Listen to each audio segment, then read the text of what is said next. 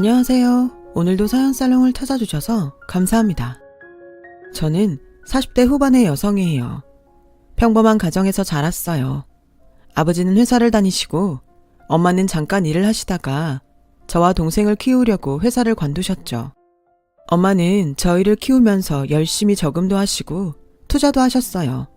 그 결과로 부모님은 저희가 대학에 갈 무렵에 공동 명의의 작은 5층짜리 건물을 갖게 되셨어요. 두 분이 열심히 산 결과여서 저와 동생도 뿌듯했고 부모님도 많이 좋아하셨어요. 저도 부모님처럼 열심히 살아야겠다고 다짐도 했고요. 물론 세상 일이라는 게 열심히 산다고 해서 뜻대로 되는 건 아니지만 후회는 남기지 않으면서 살자고 생각했어요.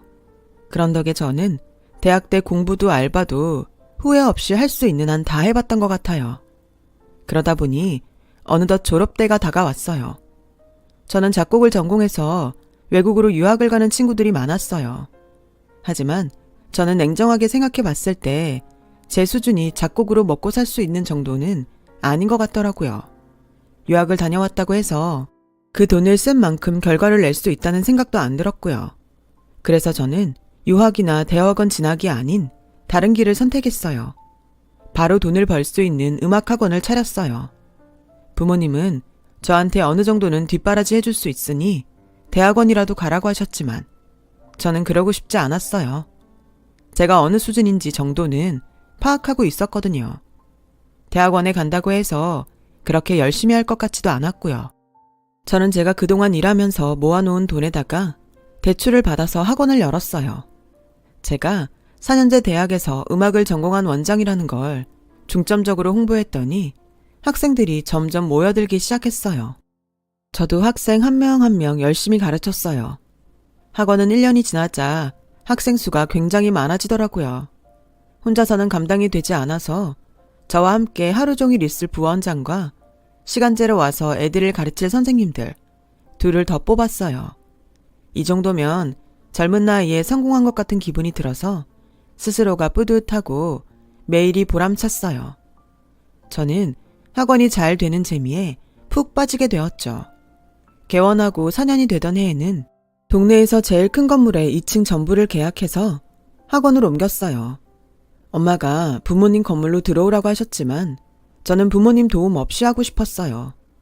또 제가 계약한 곳이 위치가 더 좋기도 했고요. 저희 학원의 장점은 무엇보다도 학생들한테 음악의 기본 리듬과 박자 감각을 탄탄하게 가르치는 거였어요. 그렇기 때문에 아이들이 나중에 어려운 곡을 하게 될 때도 박자를 세고 리듬 맞추는 걸 힘들이지 않고 곡을 익힐 수 있었거든요. 저는 실용음악에도 관심을 갖고 따로 신디사이저를 공부했고 학원에 실용음악 건반과 보컬 학생도 모집했어요. 그랬더니 의외로 중고생들이 많이 오더라고요. 성인들 중에서도 클래식을 배우러 오는 분들도 있었지만 전자건반 악기를 하고 싶다고 오는 분들도 많아졌어요. 하는 일마다 잘 되니 돈 버는 재미에 더 푹 빠지게 됐어요. 제가 29살이 되자 엄마는 자꾸 선자리를 만드셨어요. 네가 지금이야 젊으니까 돈 잘 벌고 좋겠지만 이것도 한때야. 30 넘으면 시간 금방 가. 얼른 좋은 사람 만나서 가정도 꾸려야지. 돈이 아무리 좋다고 해도 평생 혼자 살 거야? 내가 언제 평생 혼자 산댔어. 선 말고 그냥 만날 거야. 30 넘는다고 큰일 나는 것도 아닌데 너무 그러지 좀 마. 제가 젊었을 때만 해도 30이 넘기 전에 결혼을 해야 된다는 생각을 하는 사람들이 많았어요. 저는 엄마 성화에 못 이겨서 몇 번 선을 봤지만 전부 한 번의 만남으로 끝났어요. 그러다가 학원하는 친구들끼리 만난 자리에서 누가 저에게 소개팅을 해주겠다고 하더라고요. 제가 관심 없다고 했더니 그 친구는 그냥 만나보기만 해. 소개팅 한다고 다 사귀고 결혼하는 거 아니잖아. 미정이 너 남자친구도 없는데 심심하지 않아? 편하게 생각하고 마음에 들면 가볍게 만나봐. 라길래 마음이 움직여서 소개팅에 나가게 됐어요. 남자는 막 치과 수련의를 마치고 개업을 앞두고 있다고 했어요. 처음 만난 자리에서 이런 말하는 게 성급할지는 모르겠지만 저는 양미정 씨하고 한번 잘 사귀어 보고 싶어요. 라는데 당황스럽긴 했지만 저도 남자가 괜찮았기 때문에 몇 번의 만남 후에 사귀자고 했어요. 제 말을 끝까지 거절하시면 어떻게 하나 되게 마음 졸였어요. 제가 정말 잘할게요, 미정씨. 라며 어린애처럼 좋아해주니 기분이 나쁘지 않더라고요. 남자는 개업을 한 지 얼마 안 돼서 많이 바빴고 저도 학원 일이 계속 바빴기 때문에 자주 만나지는 못했어요. 그래도 일주일에 한 번 쉬는 날에는 꼭 만나려고 노력했죠. 그렇게 한 6개월 정도 지났을 때 남자가 느닷없이 결혼 얘기를 하더라고요. 나는 우리가 서로 바빠서 계속 제대로 만나지도 못하니까 차라리 결혼해서 같이 사는 게 나을 것 같아. 그게 경제적으로도 훨씬 도움이 되지 않겠어? 그 말도 일리는 있는데 갑자기 결혼 얘기를 하니까 좀 당황스러워. 만난 지 오래된 것도 아니고 결혼을 하자는 말을 할 만큼 서로를 잘 아는 것도 아니잖아. 오래 만났다고 해서 다 결혼하는 거 아니잖아. 그리고 난 우리 정도 맞으면 결혼해도 될 것 같은데 그런 생각 해본 적 없어? 서로 모르는 점이 있다고 해도 그건 차차 알아가면 되는 거고. 라는 남자 말에 정말 고민이 됐어요. 이렇게 계속 만나다 보면 언젠가는 결혼하겠지라는 생각을 한 적도 있지만 너무 준비 없는 상태에서 말이 나오니 잘할 수 있을지 불안했어요. 하지만 남자는 계속 결혼하자고 조르더라고요. 저도 점점 엄마 말대로 30살이 되기 전에 결혼하는 게 나을 것 같다는 생각이 들기 시작하던 때였고요. 그래서 결혼을 하기로 결정했어요. 더 나은 남자를 만날 수도 있겠지만 꼭 그럴 거라는 보장도 없으니까 지금 만나는 사람이 제일 좋은 사람이려니 생각했죠.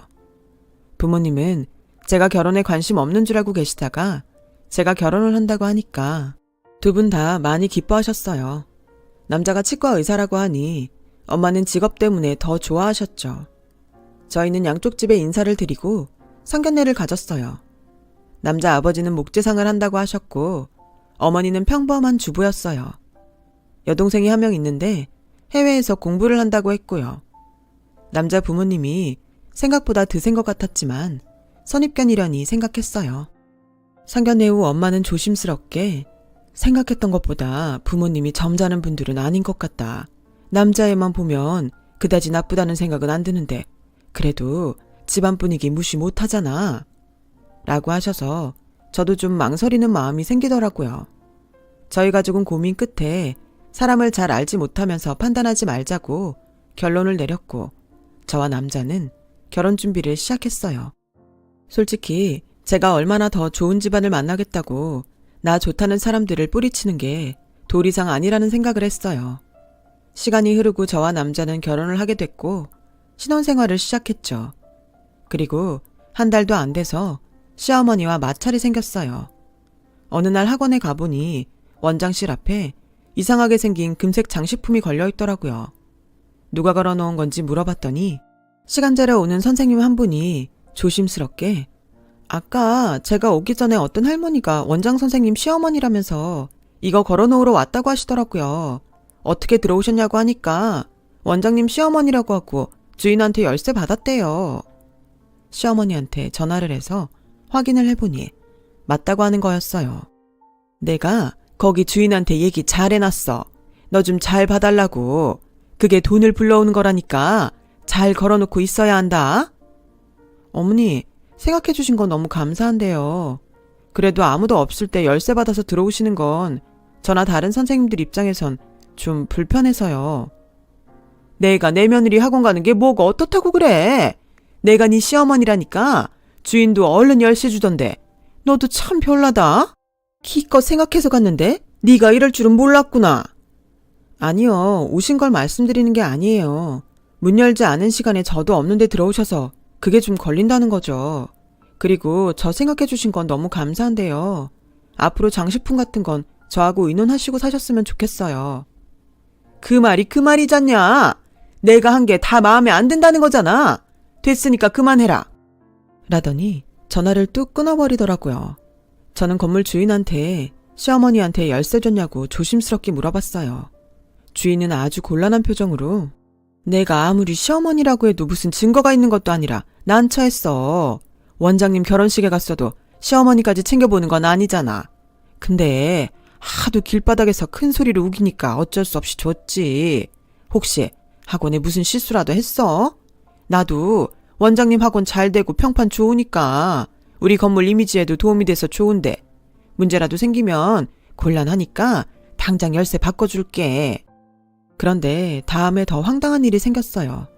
제 앞으로 무슨 청구서 같은 게 왔는데 200만 원이나 되더라고요. 시어머니가 학원에 걸어놓고 간 그 희한한 물건 가격이었어요. 그걸 일방적으로 사서 생색은 다 냈으면서 물건값은 저한테 내라는 거였어요. 그럼 네 학원 잘 되라고 걸어놓는 건데 네가 돈을 내야지. 그 돈을 왜 내가 내니? 그게 그렇게 싫으면 네가 반품해. 근데 한번 걸었던 건 반품 안 해준다고 하던데 되려나 모르겠다. 저는 시어머니 사고방식이 너무 이해가 안 됐어요. 아무리 제가 잘 되라고 해준 거라지만 원래 그런 건 돈을 주고 선물하는 게 일반적이라고 생각했거든요. 남편도 자기 엄마가 한 일이 당황스러웠는지 엄마가 그러신 거 나도 몰랐네. 나이 많고 세상 물정 잘 몰라서 그러신 것 같으니까 이해 좀 해줘. 어쨌든 당신 잘 되라고 한 일이잖아. 남편 말대로 나이 많은 어른이니 그럴 수 있겠다 하고 이해했어요. 하지만 그 말도 안 되는 장식품 값을 물어야 할 때마다 너무 속이 상했어요. 장식품은 학원에 오는 사람들도 다 너무 이상하게 봐서 상자에 넣어뒀거든요. 그 뒤로 시어머니는 저 없을 때 한 번 더 학원에 오셨고 열쇠가 맞지 않자 제가 열쇠를 바꿨다며 뭐라고 하셨어요. 그때 저는 학원은 회사나 마찬가지라고 열심히 설명했고 시어머니도 못마땅한 눈치였지만 이해하고 넘어가는 것 같았어요. 그런데 몇 달 있다가 주말에 시댁에 갔더니 시어머니가 대뜸 니네 학원 인테리어 우리 승희한테 맡겨라. 승희 이번에 회사 들어간 거 알지? 실적 쌓는데 새언니가 좀 도와야지. 어머니, 저희 학원 인테리어 계획 없는데요. 지금도 나쁘지 않고요. 인테리어 해야 되면 학원 며칠 쉬어야 되는데 학생들 수업 계획에도 지장이 있어요. 니네 학원 크고 학생 수도 많은데 뭘 그렇게 애들 눈치를 보면서 장사를 하니? 그리고 학원 며칠 쉬는 게 대수야? 더 깨끗한 환경에서 하면 학생도 많이 오고 다 너 좋자고 하는 건데 뭘 그렇게 사사건건 따지니? 진짜 쟨 정을 붙일래야 붙일 수가 없어. 라며 성질을 내는데 정말 황당했어요. 신우 실적 때문에 인테리어를 다시 하라고 하더니 저를 생각해서 해준다는 말이 저는 너무 이해가 안 되더라고요. 거기다가 이제는 남편까지 한술 더 뜨는 거였어요. 시어머니 하는 말에 너무 하나하나 따지고 드는 것도 며느리로서 좀 자기를 돌아봐야 되는 거 아니야? 엄마는 나이가 있고 세상 물정을 잘 모르니까 그러실 수 있잖아. 모르니까 그게 아니라고 말씀드리는 거잖아. 그걸 보고 따지고 든다고 하면 어머니도 세상 어떻게 돌아가는지 계속 모르고 맨날 저런 말만 하실 텐데 내가 그 스트레스를 받는 건 괜찮다는 거야? 당신도 어머니 입장에서만 말하고 나한테만 이해하라고 하니까 점점 짜증나. 그렇게 싸우고 얼마 안 돼서 알게 된 사실이 있었는데 시아버지가 목재상을 하시는 게 아니고 건설 현장에 일일 노동자로 나가신다는 거였어요. 일일 노동자인 건 문제가 아니었어요. 저희 집에 목재상을 한다고 했던 것도 이해도 할 수 있고요. 오히려 힘들게 일하면서 자식들을 잘 키우신 게 존경스럽게 생각됐어요. 그런데 그 사실을 알게 된 일이 문제였어요. 시어머니가 신우이 결혼 얘기를 꺼내면서 저한테 혼수장만하는데 1억을 달라고 하시는 거였어요.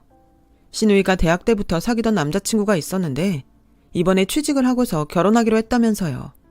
보니까 시댁 식구들이 전부 제가 1억을 내는 게 당연하다는 표정이었어요. 남편도 마찬가지였죠. 이유는 제가 제일 돈을 잘 버니까 제가 내야 한다는 건데 그게 이해가 되시나요? 당신도 내가 1억 내는 걸 당연하다고 하는데 당신 동생이잖아. 당신이 돈을 못 버는 것도 아닌데 그걸 내가 왜 내? 1억이 애들 장난이야? 하고 싶으면 당신이 해. 나 내 동생 결혼 때도 그렇게 돈 쓸 생각 없어. 항상 느끼는 건데 당신은 매사에 너무 계산적이야. 돈 잘 버는 사람들은 다 그래? 내가 치과를 너무 못 사는 동네에 사다 보니 크게 돈 되는 환자가 없어서 그런 건데 그것도 하나 못 해줘? 당신 이제 우리 가족이잖아. 가족 중에 돈 있는 사람이 낼 수도 있지. 뭘 그래? 라는데 더 황당한 건 시아버지였어요. 자기가 가게라도 있어야 신우이 사돈 집에 면목이 있다며 1억을 못 줄 거면 자기 가게를 내달라는 거예요. 전 그렇게는 못한다고 딱 잘라 말했어요. 그때부터 남편과의 사이도 더 안 좋아졌어요. 저희 부부는 맨날 마주치면 싸웠고 언제 헤어져도 이상하지 않을 지경이었어요. 무엇보다 시댁 식구들이 전부 저를 이기적이고 자기만 아는 사람으로 몰아붙이는 게 너무 억울한 거예요. 결국 사태는 점점 심각해져서 시누이 결혼식이 한 달 정도 남았을 때 친정에서도 제 결혼 생활이 불행하다는 걸 알게 됐어요. 시댁 식구들의 아나무인도 알게 됐고요. 엄마는 결혼 전에 더 신중할 걸 그랬다며 후회하셨어요. 사람 인상 보고 선입견 갖는 거 아닌 것 같아서 조심했는데 인상이 맞을 때도 있었네. 미정이 너 이혼하고 싶으면 해. 이런 이상한 집에서 나오는 걸 누가 뭐라고 할 사람 있어. 또 있으면 어떠니? 내가 살고 봐야지. 남들 눈이 뭐가 중요해? 내가 전에는 다른 사람들 신경 많이 썼는데 이렇게 되고 보니까 그런 건 하나도 중요하지 않구나. 미정아, 네 인생이 제일 소중해. 그러니까 정 못 살겠으면 그런 사람하고는 이혼해도 돼. 라고 하셨지만 그래도 너무 성급하게 결정하는 것 같아서 망설여지더군요. 하지만 그러던 어느 날 우연히 남편이 친구와 통화하는 걸 듣게 됐어요. 잘 나가는 학원 원정이라고 하길래 소개하는 사람 말만 믿고 결혼까지 했는데 이건 뭐 고집 불통에다가 돈 한 푼 내놓을 생각을 안 해. 이럴 거면 내가 왜 결혼을 했어. 이런 사람이 강남에 내 치과 차려놔 주겠어? 친정집에 건물이 있으면 뭐하냐고. 늙은이들이 손에 딱 쥐고 내놓을 생각을 안 하는데 그걸 팔아야 나한테 돈이 들어오든지 할 텐데 그 건물 팔아서 돈 받을 때까지는 어떻게든 이혼만은 하지 말아야지. 그거라도 받아야 내가 이 결혼한 거 덜 억울하겠어. 저는 그 말을 듣고 너무 화가 나더군요. 저야말로 억울한 마음이 들었어요. 남편은 그래도 저를 사랑했으니까 결혼했다고 믿었는데 제 돈 보고 집에 건물이 있으니까 결혼한 거였어요. 배신감 때문에 밤에 잠도 잘 오지 않더라고요. 결국 변호사 사무실에 가서 상담을 하게 됐어요. 저는 그날 집에 와서 짐을 챙겨 친정으로 갔어요. 남편은 제가 집을 나간 걸 알고는 전화로 난리를 치는 거였어요. 당장 오라고 소리를 쳐도 제가 꼼짝도 안 하니까 친정까지 쫓아왔어요. 그러자 엄마가 나서서 남편을 현관에서 못 들어오게 하셨어요. 자네, 우리 미정이 못 만나네. 내가 다 들었는데 자네 우리 집 건물이랑 미정이 학원 때문에 결혼한 거라며? 그렇게 돈을 목적으로 결혼을 해놓고 내 딸을 돈만 하는 이기적인 사람으로 몰아? 나한테서 더 험한 말 나오기 전에 얼른 돌아가. 그렇게 돌려보냈는데 며칠 후 시어머니가 학원에 찾아와서 시누이 상견례 때 참석해달라고 하더군요. 그래도 네가 아직은 형석이 안 사람이잖냐. 우리 집에 와서 며느리 신용이라도 해야 네 도리를 다하는 거 아니겠어? 하면서 갖은 말로 저보고 상견례 하는 곳에 오라고 하는데 아이들은 가르쳐야 되고 선생님들도 왔다 갔다 하는데 시어머니만 상대할 수 없어서 그럼 그날만 가겠다고 했어요. 그랬더니 신이 나서 자기 딸하고 남자친구가 찍은 사진을 보여주더라고요. 니네 친정이 좀 산다고 우리 알기를 우습게 알았지? 우리 승희 짝은 니네보다 훨씬 부자야. 어디서 잰 척이야? 라며 부탁할 때와는 180도 다른 태도를 보였어요. 저는 잠자코 그 사진을 보기만 했어요. 저는 변호사 사무실에 가서 이혼하겠다고 정식으로 의뢰 요청을 했어요. 그렇게 한편으로는 조용히 이혼 소송을 준비하면서 한편으로는 학원 일을 전보다 더 열심히 했어요. 결혼하고 1년도 안 돼 이혼 소송을 하는 게 너무 속상해서 그걸 잊으려고 일에 열중한 것 같아요. 시간이 흘러 상견례 날이 왔어요. 저는 집 앞에 온 남편에게 아무 말도 하지 않고 조용히 따라갔죠. 상견례 장소에 도착했더니 시댁 식구들은 이미 다 나와 있더라고요. 좀 있으려니까 신우 남자친구 집안 사람들이 들어오더라고요. 남자 집안 사람들은 저를 보더니 눈이 휘둥그레졌어요. 너 미정이 아니니?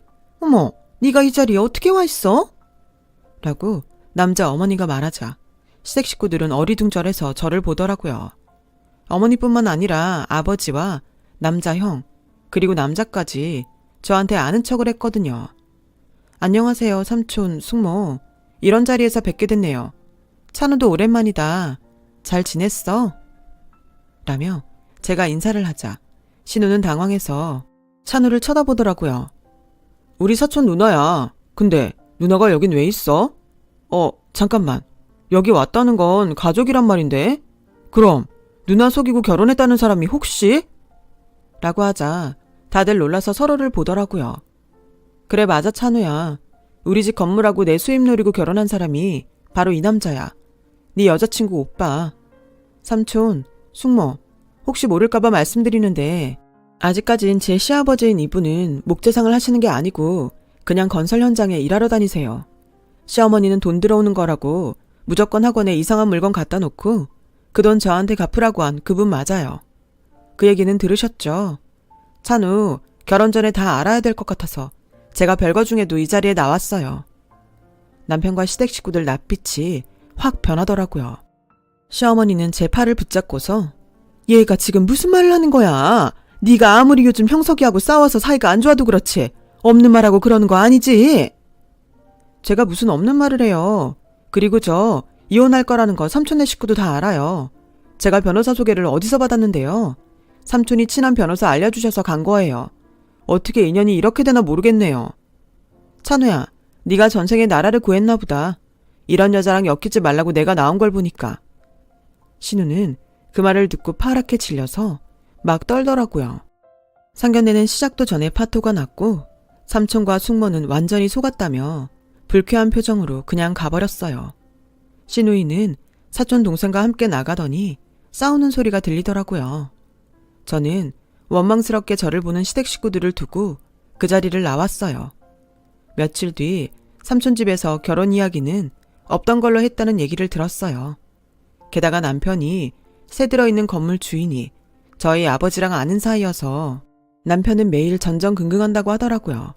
그도 그럴 게 남편이 몇 달째 월세를 내지 않고 있고 청소도 제대로 하지 않아서 갈등이 좀 있었다는 거였어요. 그걸 아버지한테 하소연하다가 남편이라는 걸 알게 된 거죠. 일이 이렇게 되자 시어머니와 남편은 저한테 몇 차례 와서 빌었어요. 얘, 내가 잘못했다. 정말 미안해. 내가 세상 물정을 모르다 보니 이렇게 됐어. 한 번만 다시 생각해보면 안 되겠니? 무슨 세상 물정을 몰라요. 너무 잘 알아서 남들 등쳐먹으려고 하신 분이잖아요. 아드님도 그거 쏙 빼닮았던데요. 그 세상 물정 모른다는 말 저한테 더는 안 통해요. 여보, 내가 정말 미안해. 당신 섭섭하게 했던 거 다 사과할게. 우리 다시 시작하는 마음으로 잘 살아보자. 응? 내가 그 말을 어떻게 믿어? 나를 본 게 아니고 그냥 돈 보고 결혼한 사람이잖아. 좋게 이혼해주는 게 나을걸? 안 그러면 우리 아버지도 가만 안 있을 거야. 그제야 포기하고 더는 오지 않더라고요. 이혼도 순순히 제가 원하는 대로 해줬고요. 그 뒤로 남편은 치과가 잘 되지 않아서 접고 건물을 나갔다고 하더라고요. 병원을 하면서 뭘 하고 얼마나 험하게 썼는지 벽이 성한 데가 없다고 주인 아저씨가 화를 내더라는 얘기를 전해 들었죠. 남편은 시골에 내려가서 치과를 하다가 다른 사람에게 면허증을 대여해 준 게 발각돼서 의사 면허가 취소됐다고 해요. 그 집안도 지방 먼 곳으로 내려가서 어떻게 사는지 소식을 아는 사람이 없고요. 인생에서 큰 액땜을 했다고 생각했어요. 몇 년 뒤 저는 다른 사람과 결혼을 했고 지금은 아들, 딸 낳고 잘 살고 있어요. 사촌동생도 좋은 사람을 만나서 결혼하고 잘 살고 있고요. 저야 나쁜 일을 당했지만 그래도 제가 사촌동생 인생을 구한 것 같아 잘 됐다고 생각하고 있어요. 사람이 마음을 곱게 써야 무슨 일이든 잘 풀리는 법인 것 같습니다. 저희 지나온 얘기 들어주신 분들 감사드려요. 지금 힘든 일이 있어도 좋은 날이 올 거예요. 건강이 최고입니다. 모두 건강하세요. 여러분, 사연 댓글에 응원과 현명한 조언 부탁드려요. 좋아요와 구독은 저에게 큰 힘이 됩니다. 오늘도 좋은 일 가득하세요.